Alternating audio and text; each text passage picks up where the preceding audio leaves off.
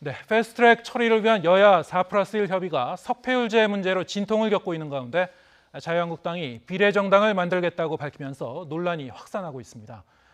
다른 정당들은 있을 수 없는 일이라며 강하게 반발했지만 석패율제에 이어서 또 다른 암초를 만나면서 선거법 처리가 또다시 안개 속에 빠진 상황입니다. 박정환 장한대 교수 그리고 박정화 전 청와대 대변인 두 분 모시고 자세한 말씀 나눠보겠습니다. 어서 오십시오. 안녕하세요. 예. 자, 이 자유한국당의 이제 비례한국당 창당 카드가 나오면서 이제 여야 공방전이 다시 또 격화가 되고 있습니다. 영상 먼저 보고 이야기 시작하겠습니다. 정 그렇게 연동형 비례제를 하겠다고 강행을 하면은 우리도 그에 맞춰서 움직일 수밖에 없지 않느냐라는 거죠.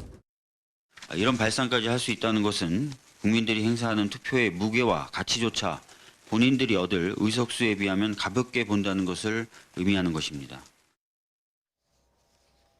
네. 저희 연동형 비례대표제에 이제 반대해서 맞불 전략으로 한국당이 이제 들고 나온 게 이제 저 비례한국당인데, 자, 많은 사람들이 이렇게 보시고 좀 많이 좀 생경하게 느끼셨을 수도 있을 것 같아요.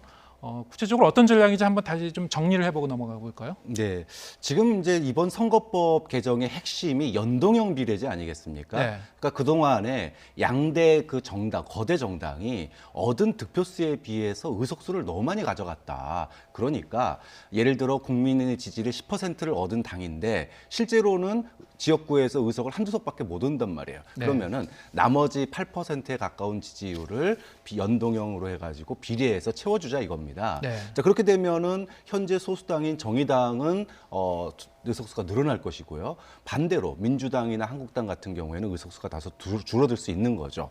자, 이렇게 연동형 비례대표제가 무르익으니까 한국당에서 지금 이번에 나온 위성정당 이야기, 일명 비례한국당 이야기가 나오고 있는 건데, 이렇게 되면은 한국당은 지역구만 내는 겁니다. 쉽게 얘기하면. 그러면은 지역구에서 챙길 수 있는 모든 의석을 다 챙기는 거죠. 반면에 비례로 얻는 거는 표를 거의 얻지를 못할 텐데, 비례한국당이라는 당을 따로 만들어서 지역구를 내지 않고 비례로만 이 표를 받게 되면 비례로 받을 수 있는 모든 의석수를 다 받을 수 있게 되는 거죠. 자, 그렇게 되면 한국당은 이 연동형 비례대표제로 손해보는 부분이 한 분도 없게 되는 겁니다. 다만 국민들이 봤을 때 정당 투표를 그동안에는 후보하고 똑같은 당을 찍었는데, 이제는 정당 후보는 이제 한국당을 찍고 또 다 정당은 비례한국당을 찍어야 되는 이런 이제 문제가 생기는 거죠. 이렇게 이제 말 그대로 꼼수인 겁니다. 자, 그러다 보니까 다른 이제 정당들이 이게 지금 정치가 장난이냐 이런 식의 이제 맹비난을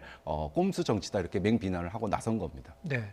사실 이제 그 부분은 이제 한국당 자체도 변칙적이라는 것은 인정은 한 것 같아요. 근데 실제적으로 실무적 차원에서 지금 검토를 한 단계인지 아니면은 일종의 이제 협상 카드, 압박 카드로 이제 얘기하고 있는 건지는 정확히 잘 알기는 네. 어렵습니다만, 네, 어떤 상태인가요? 네. 보도가 서로 좀 엇갈려서 예. 그런데 저는 뭐 실무적으로 검토는 하고 있는 것 같아요. 예. 있는 것 같고 그게 벌써 여의도 내에서는 한 뭐 두세 달 전부터도 얘기가 나왔으니까 뭐 하고 있는 것 같은데, 꼼수이라고는 뭐 말씀하셨지만 사실은 그런 식으로 따지면은 민주당도 비례민주당을 만들면 되는 건데, 민주당은 정의당이라는 또 이렇게 여권 성향의 정당이 있기 때문에 그걸 못 만들고 있는 거 아닌가라는 생각이 들고요.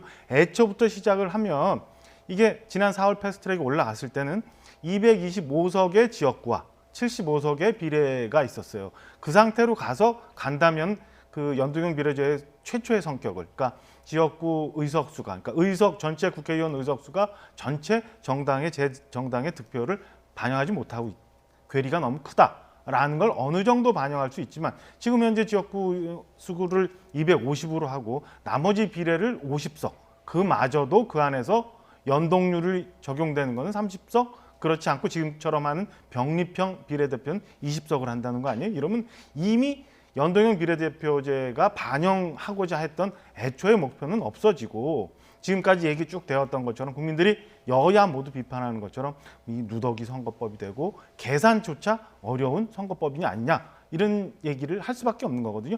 자유한국당으로서는 어쩔 수 없이 이렇게라도 대응해서 의석수를 확보하려고 하는 방법밖에 없을 수밖에 없다라고 생각이 들 수밖에 없는 상황입니다. 글쎄요, 그러니까 이 비례한국당이라는 개념 자체가 연동형 비례대표제에 이제 도저히 수용할 수 없다라는 이제 그 전제 하에서 이제 나온 개념 같은데요. 일단 이제 예. 그런 점도 있고요. 그러니까 아까 예. 말씀드린 것처럼 애초에 했던 것처럼, 그러니까 중앙선관위와 정치학계에서는 사실은 이게 정확하게 제대로 반영이 되려면 전체 300석의 의석 중에서 200석의 지역구, 그 다음에 100석의 비례대표, 2대1 정도가 돼야 연동형 예. 비례제의 성격을 충분히 반영할 수 있다라고 애초에는 권유를 했었어요. 근데 예. 그게 이제 조정 과정 통해서 4월 달에 225석 대 75석 비율로 갔거든요. 예. 근데 지금 현재는 그마저도 많이 훼손이 돼서 현재 253석의 지역구를 3석만 줄이고 250의 지역구, 그다음에 나머지 50을 비례로 하자고 하니까 애초에 하고자 했던 선거구제의 성격은 제대로 반영하지 못하면서 서로 결국에는 이권 다툼이 되는 거 아니냐. 그러면 자유한국당 입장에서는 불가피 그렇게라도 할 수밖에 없는 상황이 아니냐라는 얘기가 당내에서는 충분히 있을 수 있는 상황이다. 예. 저는 이렇게 보고 있습니다. 글쎄요. 근데 이 표심을 좀 왜곡하는 게 아닌가 뭐 이런 좀 비판이 나오고 있죠. 네, 사실 인위적인 거죠. 그러니까 예. 자유한국당이 지금 말씀만 들으면 마치 자유한국당이 개혁을 하려고 그러는데 민주당이 꼼수를 부린 것처럼 얘기를 하시는데 자유한국당은 아예 비례를 없애자는 겁니다. 즉 지역구에서 소선거구제로 당선되는 사람만으로 하자는 거예요. 자, 그렇게 되면 그 버려지는 표들, 국민의 지지를 받은 그 소수 정당들은 아예 국회에 못 들어오게 되는 거거든요. 전 그런 점에서 자유한국당이 이제까지 선거구제에 진지하게 임하지 못했기 때문에 지금 이 상태까지 온 거고, 자 그러다 보니까 첫 번째 책임은 자유한국당이 있다고 볼 수 있는 거고요. 두 번째는 자 그러면은 연동형 비례제의 어떤 최소한의 어떤 그 의미를 이번에 어쨌든 반영을 했는데, 그럼 거기에 대해서 한국당이 정당을 갖다가 따로 만들어 가지고 비례표는 따로 받겠다라고 얘기를 한다면 이거야말로 국민들의 투표 행위를 인위적으로 왜곡시키는 거거든요. 국민들은 후보와 당을 보고, 후보를 찍을 때도 당을 보고 찍고요. 당에 대한 평가도 후보를 보고 합니다. 후보와 당이 별 떨어지지 않는데 그거를 인위적으로 나눠 가지고 지역구에 나온 후보자의 어떤 정당을 찍고, 그리고 정당 투표는 또 다른 정당을 찍게 만드는 이런 행위 자체는 국민들을 인위적으로 정당에 대한 평가를 갖다가 인적으로 나누는 거기 때문에 선거 행위나 정치 평가에 대한 국민들의 어떤 그 의도를 자체를 왜곡시킬 수 있는 그런 굉장히 블랙 코미디적인 그런 성격을 갖고 있는 거죠. 그런 점에서 위성 정당 이야기 자체가 좀 상당히 좀 이거 정말 말 그대로 위험용이겠지. 설마 그렇게 하겠어라는 생각이 들 정도로 블랙 코미디인 거죠.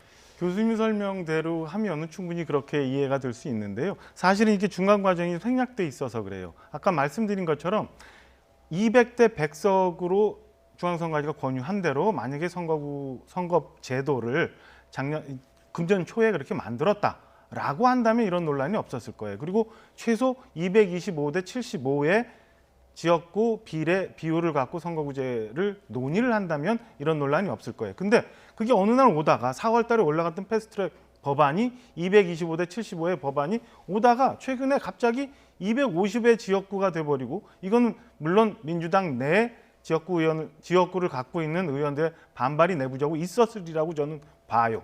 그러니까 그런 점 때문에 갑자기 지역구 의원 수가 늘어나고, 나머지 50석의 비례 중에서 이게 전체가 다 연동형이 아니라 그마저도 이 안에서 무슨 캡을 씌운다고 하고, 거기다 또 석패율이 나오고, 그다음에 심지어는 이중 등록제까지 나온다는 예. 이상한 이 논의가 진행되다 보니까 이렇게 된 거예요. 이 과정을 없애버리고 갑자기 자유한국당이 위성 한국당 만들겠다라고 예. 했다면은 교수님 설명대로 한국당이 이게 선거구제 논의 제대로 안 하면서 저렇게 나왔다. 예. 주장을 한다라고 할 수 있지만 그 과정까지 포함한다면 저는 닭이 먼저냐 달걀이 먼저냐 논란은 또 빠질 수는 있지만 민주당도 솔직하지 못했다라고 하는 점을 인정할 수밖에 없는 상황 아닌가 예. 이렇게 봅니다.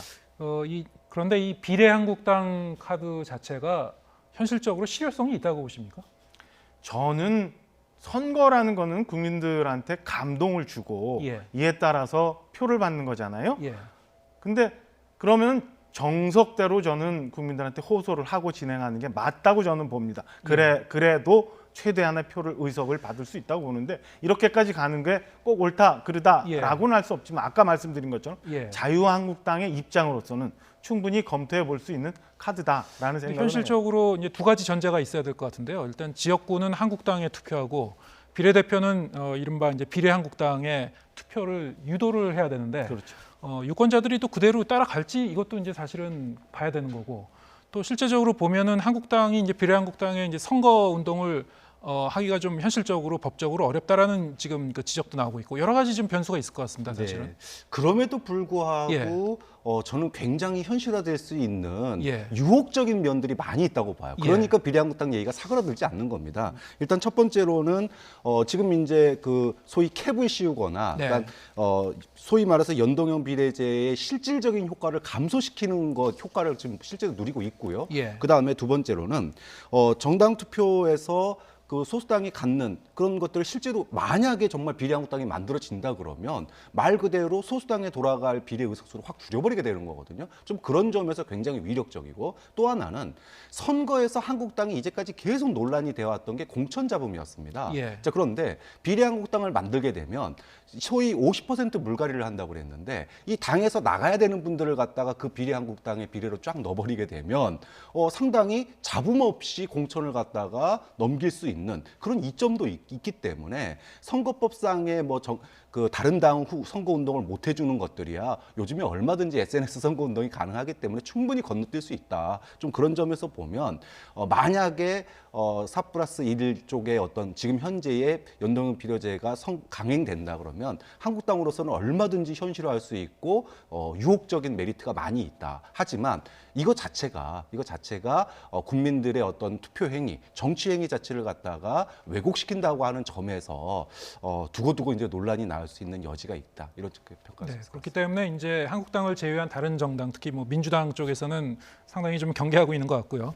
뭐 위성정당 문제도 그렇긴 하지만은 지금 이제 선거법 개정안이 4+1 협의에서 쭉 진행이 되다가 지금 딱 멈춰선 가장 큰 쟁점이 사실은 이제 석패율제인데요. 그렇죠.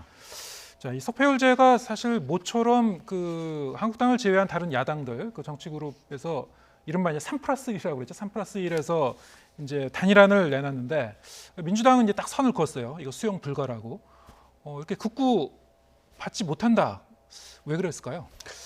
좀 안타까운 면이 있습니다. 사실 네. 석패율제라고 하면은 불과 이제 2000년 정치개혁 그 논의 당시에 정치개혁법 논의 당시를 돌이켜 보면 권역별 명부제하고 함께 굉장히 지역주의를 완화시킬 수 있는 개혁적인 법안 중에 하나였거든요. 네. 근데 세월이 흘러가지고 지금 지역주의가 실제로 지난 지방선거에서 완전히 무너졌고 이제는 좀 완화가 됐는데 그런데 이제 석패율 얘기가 나오니까 이게 마치 이제 소수 정당의 중진들이 안타깝게 떨어졌을 때 예. 이걸로 살아날 수 있는 가능성. 그러니까 석패율제가 가지고 있는 장점에도 불구하고 이 단점이 더 눈에 쉽게 들어오기 때문에 가뜩이나 지금 한국당이나 여론으로부터 200대 100으로 하든지 아까 말씀하신 대로 75석을 원안을 지키지 왜 자꾸 깎냐. 네. 민주당이 꼼수 쓰는 거 아니냐라고 하는 비판을 듣고 있는데 여기다가 석패율제까지 이제 도입을 하게 되면 네. 완전히 짬짬이했다. 이거는 예. 개혁이 아니라 선거로 야합을 한 거다라고 하는 비판을 받을 수도 있기 때문에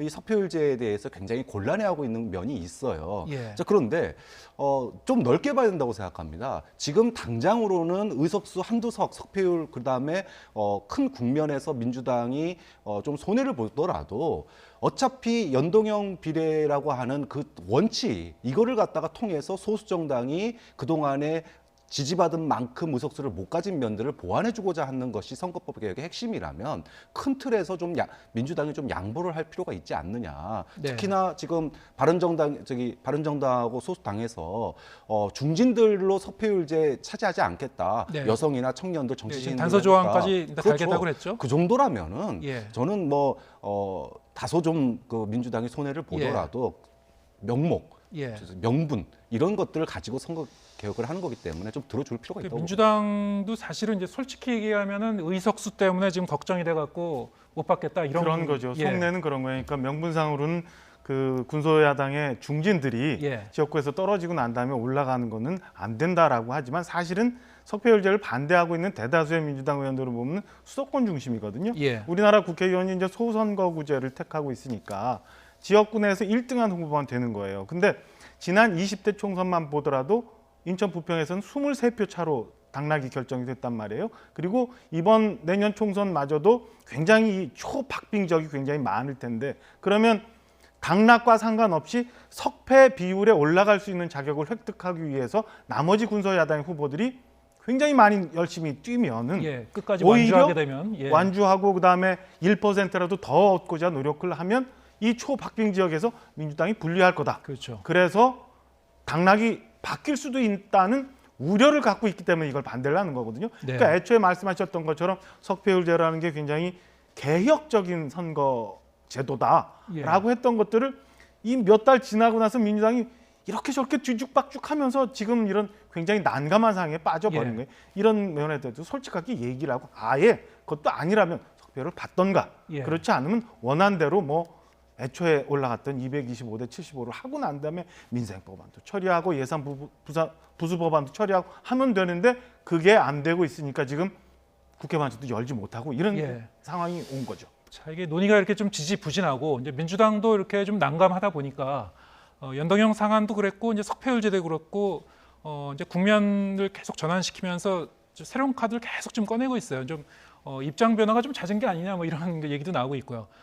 이렇다 보니까 이제는 아주 검찰 개혁 법안부터 먼저 처리하자 이런 얘기도 했어요. 여기에 대해서는 야당이 강력 반발하고 있는데 손학규 바른미래당 대표 발언 듣고 오시겠습니다. 거대 양당이 연동형 비례대표제로 우리가 의석수를 뺏기는 거 아닌가 이런 염려 때문에 하지 않으려고 했었는데 더불어민주당이 공수처법, 검경 수사 조정 이것을 같이 하려고 해서 만들어진 거거든요. 그러려면 공수처법이나 검경 수사 조정 이런 거 할 생각 없으면 그럼 그대로 가라 이 얘기입니다. 네, 애초에 이제 선거법 개정안을 먼저 처리하는 게 이제 약속이었기 때문에 개정안 선거법 통과 없이는 공수처법 통과도 없다. 뭐 이런 이제 기본적인 입장입니다. 다른 야당들의 입장인데, 자 이렇게 되면 이게 참 접점을 찾을 수 있을지 잘 모르겠어요. 올해 안에 처리할 수 있을까요? 이게 쉽지 않을 것 같아요. 예. 이게 민주당으로서는 이 선거법 개혁 국면을 길게 끌면 길게 끌수록 네. 효과가 반감됩니다. 그렇죠. 그러니까 예. 민주당이 이제까지 선거법을 밀어붙였던 이유는 민주당이 의석수를 손해 보면서 하고 있는 거다라고 하는 그런 대의 명분이 있었어요. 예. 그런데 캡 씌운다고 줄이고 그 다음에 석패율제 한다고 또 줄이고 이런 식으로 하면은 이 명분이 결국은 자기 밥그릇 지키려고 하는 거 아니냐라고 하는 오해를 낳게 되고 그렇게 되면 동력이 떨어져요. 그러니까 네. 결국은 길게 끌고 가면 갈 것 갈수록 위험하기 때문에 민주당으로서는 빠르게 이걸 좀 처리할 필요가 있고요. 또 그러려면 그러니까 실리보다는 이제는 좀 명분에 좀 더 좀 집중할 필요가 있다는 얘기도 그래서 하는 건데 이제 문제는 그러면은 이제 석패율제 가지고 논란을 안 삼아야 되는데 이게 이제 민주당 내에서 내년 선거가 생각보다 괜찮을 것 같으니까 이 계산을 해보니까 석패율제가 실제로 특히 수도권 같은 경우에는 상당히 위협이 될 수 있겠다. 이 판단 때문에 지금 끝까지 못 하고 있는 거 아니겠습니까?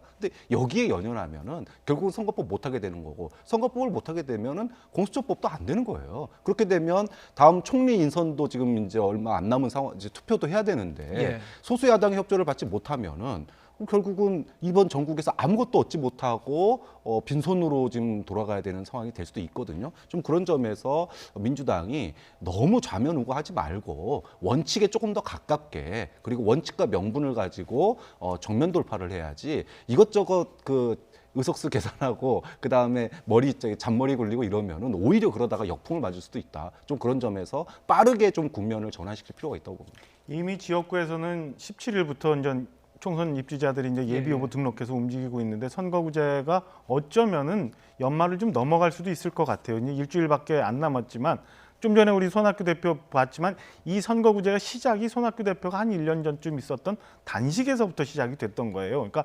단식하면서 그 소수 야당이 국회에 진입할 수 있는 방법을 찾자라고 해서 시작이 됐다가 자유한국당이 빠져버리고 4월 달에 소위 말하는 4+1의 체제가 형성이 되면서 이런 선거구제가 올라갔는데 그때 당시 그리고 겨울 당시 합의 내용이 뭐냐면 선거구제를 먼저 처리하고 난 다음에 나머지 법안들을 처리하자가 그 합의 사항이었거든요. 그러니까 당연히 지금 그 나머지 이제 바른미래당 손학규 대표뿐만 아니라 정의당도 그렇고 선거구제를 먼저 처리를 해야 나머지 공수처법도 정리해야 한다라는 건데 지금 공수처법 먼저 검경개혁법 먼저 하자고 민주당 지도부가 얘기해봐야 전혀 이거는 통하지 않을 상황이다. 스스로 민주당 지도부가 스스로 늪에 빠져 있는 상황이기 때문에 민주당 내에서 조율을 하지 않는 한 저는 뭐 총리는 장관과 달리 또 국회 내에서 표결을 해야 되잖아요. 여러 가지가 걸려 있기 때문에 저는 민주당이 그 나머지 군소 야당들의 의견을 수용하지 않는 한 선거구제는 굉장히 오래 가지 않을까. 그래서 민주당 지도부가 굉장히 난감한 상황에 빠져 있을 듯한 지금 상황입니다. 지금 총리 인준동의안이 이제 제출이 됐고요.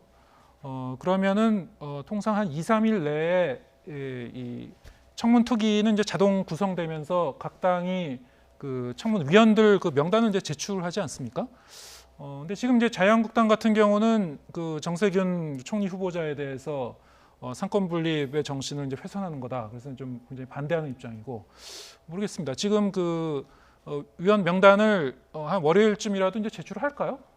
뭐 그러니까 청문회라는 게 법적으로 일정이 이제 청문 요청을 하게 되면 예. 일정이 잡히는 거기 때문에 뭐 늦어도 저는 청문위원회에 대해서 예. 제출은 할 거라고 그 예상을 자체는 이제 합니다. 구성을 하고 네.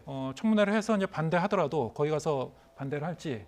근데 이제 과거에 보면은 국무총리 같은 경우에 이제 말씀하시다시피 이제 그 인준 동의안 이제 투표에서 인준을 받아야 되기 때문에 과거에 길게는 진짜 몇 달 이상 끈 적도 있다고 해요. 국무총리 인준. 네.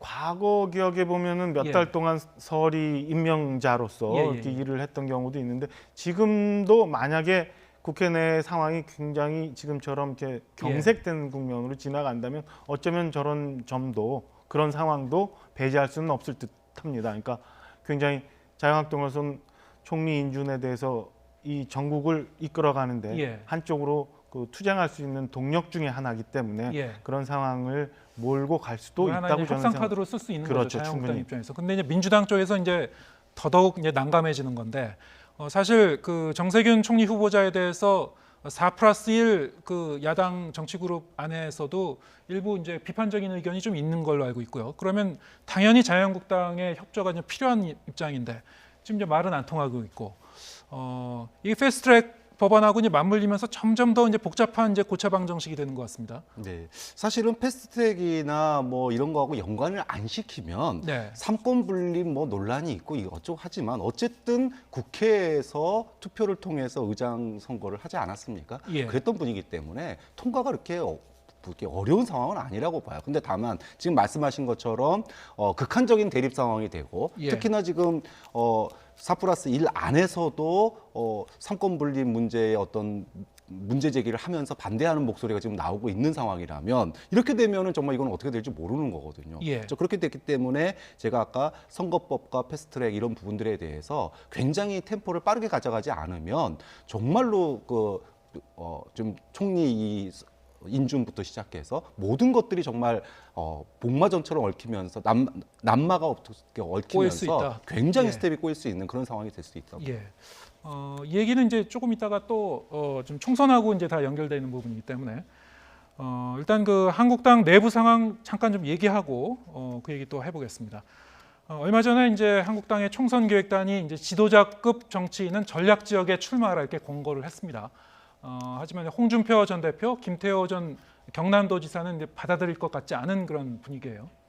현재로서는 지금 홍준표 전 대표 같은 경우는 그 대구 내지는 고향인 창녕에서 출마하겠다고 하면서 예. 내가 단순히 국회의원 하려고 하는 게 아니다라고 좀 반발을 하고 있습니다만 사실은 이렇게 그 좀 중량급 있는 인사들의 총선 대진표는 좀 더 지나야 결정이 될 거라고 보여요. 지금 그 지역에서 열심히 김태호 전 지사도 움직이고는 있습니다만은 저는 한참 시간이 좀 지나야 그리고 여야 간에 서로 간에 포석을 놓으면서 이게 대진표가 구성이 되기 때문에 좀 시간이 걸릴 것 같고 앞서 저희가 뭐 여야 그 협상에 대해서 얘기를 했습니다만 이렇게 홍준표 전 대표가 반발하는 것도 결국에는 당과의 뭔가 공천과 관련한 협상을 위해서 이렇게 강하게 반발하는 것 아닌가라는 느낌이 일단은 듭니다. 그리고 예. 결국에 가서는 당에서 정리하는 대로 홍준표 대표나 김태호 지사도 예. 따라가는 게 당원의 입장으로서 맞지 않나 예. 이런 생각도 좀 해보고요. 예. 이렇게 그두 사람한테 전략 지역에 출마하라 그러면은 사실은 이 험지 출마에 대해서 황교안 대표도 솔선수범해야 되는 거 아니냐 뭐 이렇게 얘기가 나올 수 있고 사실은 이제 정치 1번지라고 하는 이제 종로에 황교안 대표가 나와야 되는 거 아니냐 뭐 이렇게 벌써 이제 그 여기 대해서 여러 가지 전망이 나오고 있는데요. 여당에서는 이제 이낙연 총리가 정세균 총리 후보자가 이제 이동하면서 이낙연 총리가 종로에 나오는 거 아니냐. 물론 이제 이 부분은 아까 말씀드린 그 이 총리 인준 절차가 어떤 일정으로 진행되는 거하고 맞물려 있는 것 같습니다. 사실은. 예. 일단은 이제 지역구에서 출마를 하고자 하는 공직자안에서는 예. 다음 달 1월 15일까지 사퇴를 해야 돼요. 예. 그러니까 총선일 90일 전까지 사퇴를 해야 되는데 비례대표로 나오고자 할 경우에는 좀 더 시간이 있어서 3월 중순까지 가능합니다. 예. 그러니까 일단 이낙연 총리에 대해서 현 민주당이 지역구에 출마를 해서 지역구 상징적인 지역구에서 바람을 일으키는 걸로 용으로 부탁을 할지 예. 아니면 그 비례대표나 이런 식으로 빠지면서 전국 선거를 지원하는 식으로 부탁을 할지 예. 결정이 아직 안 된 것 같아요. 그래서 예. 이낙연 총리의 사퇴 시한도 좀 어떻게 될지 좀 더 봐야 될 부분인 것 같고, 근데 사실 뭐 극단의 경우는 대행으로 하면 되니까 예. 그건 좀 봐야 될 텐데 일단 민주당 내에서도 이낙연 총리를 어떤 식으로 총선에 예. 활용할지가 결정이 안 된 것 같고요. 예.